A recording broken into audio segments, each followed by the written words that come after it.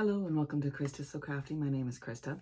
Today we're going to continue on with opening our boxes from our advent calendar.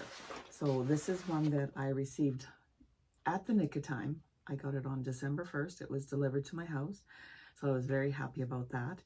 And every day I'm just opening up one of these little boxes. I haven't looked in any of them to see what's in them. I thought, no sense ruining the surprise, right? So I've gotten some really neat things so far. I've got some different sets of markers. I've got some watercolor paints and a very cool little brush that has a water reservoir.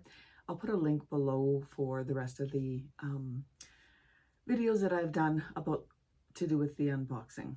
So today is December the 6th and we're going to open box number 6. And if I remember correctly, it's right here. So scoot that over. Now this is just a little box, see? Just a little box. And let's see what's inside of it. It's kind of fun opening up a new box every day and seeing what's inside and trying to figure out, what I can use them for.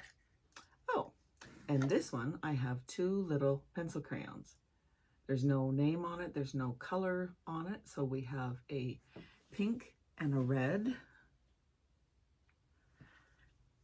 Again, they will be useful in my craft room. I've been trying to do more cards and bookmarks this year, just because I think they're fun to do. So I will maybe be able to use some of these on some of the cards. Now, maybe I could do a mixed media card where I use some of the felts that I've received and some of the pencil crayons and do something together. That might be kind of fun. I mean, you can use this to just color in a coloring book or a coloring page. That would be wonderful as well.